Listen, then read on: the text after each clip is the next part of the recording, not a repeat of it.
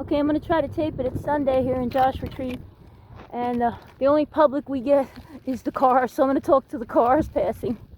It's the book of Nahum, chapter 3.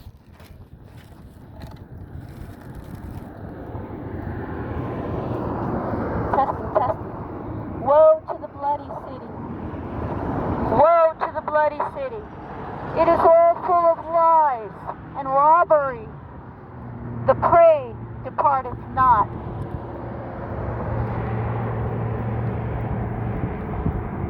The noise of a whip, and the noise of the rattling of the wheels, and of the prancing horses, and of the jumping chariots.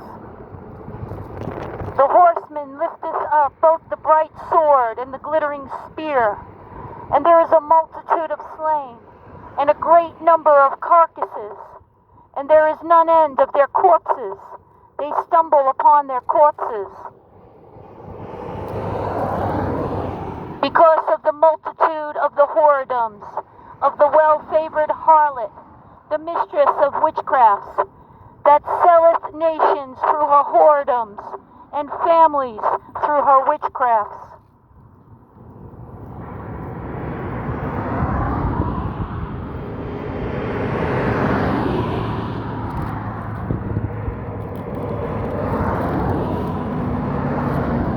That was Nahum 3. That was Nahum 3 to 4. We have been robbed. When they say woe to the bloody city, it is all full of lies and robbery. We have been robbed of the earth. We have been robbed of our land.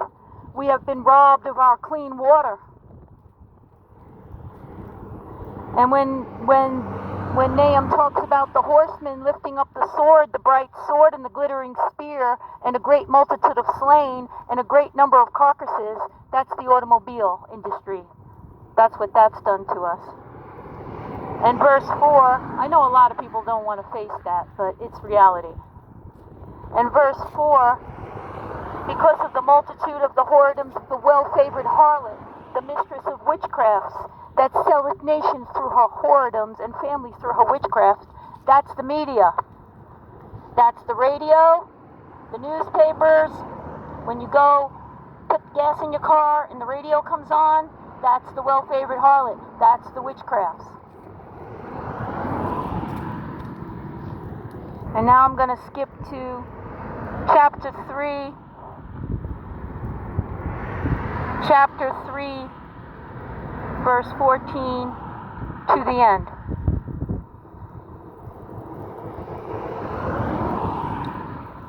Now actually I'm just going to read 16 to the end.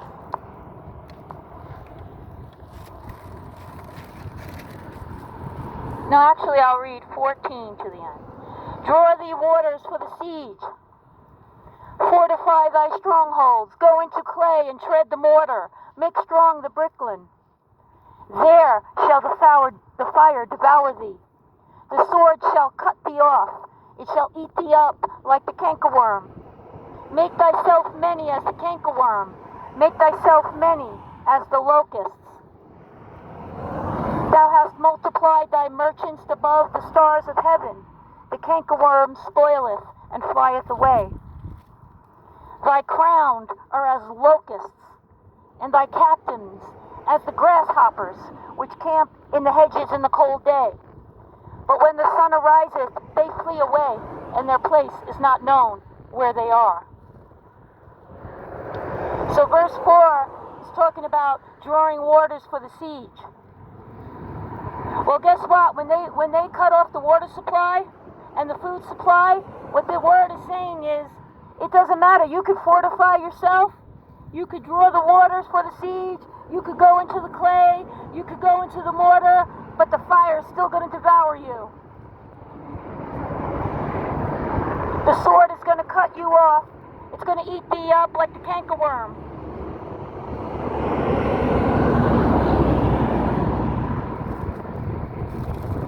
And then verse 17, they talk about thy crowned are as the locusts.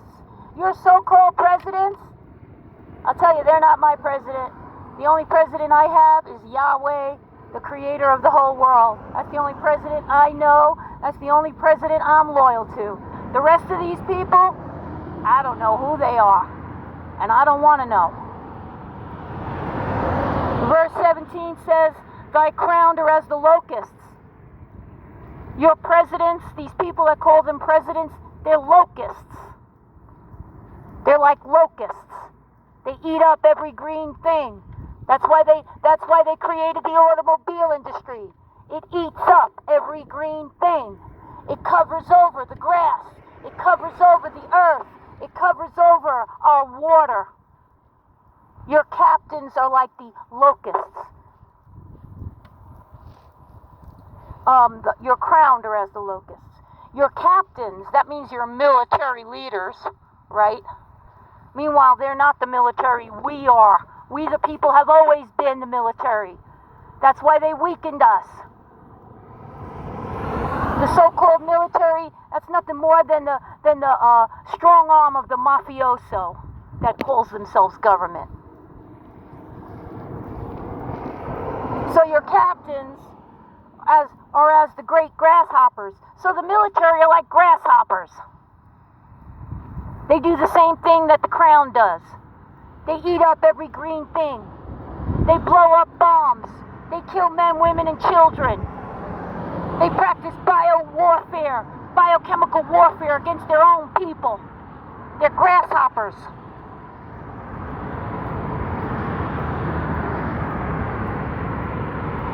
And then it says that you're crowned and your captains, who are like locusts and grasshoppers, they camp in the hedges in the cold day. We are living in a cold day. These are cold times where there is no truth or dignity or honor or true honest labor. There is none. I'm not saying people don't work hard, they do. But until we get back to our land and grow our own food, nothing's really honest.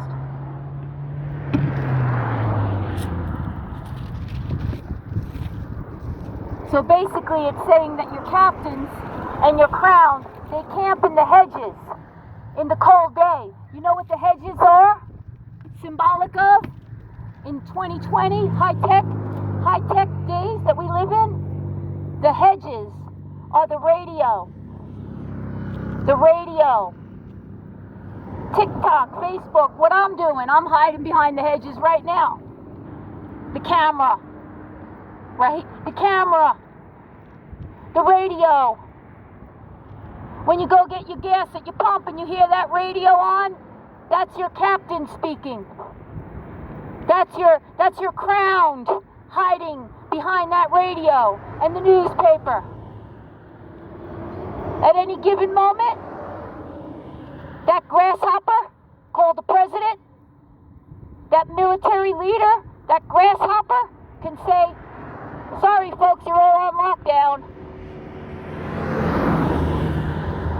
And because we're slaves, we'll obey that grasshopper.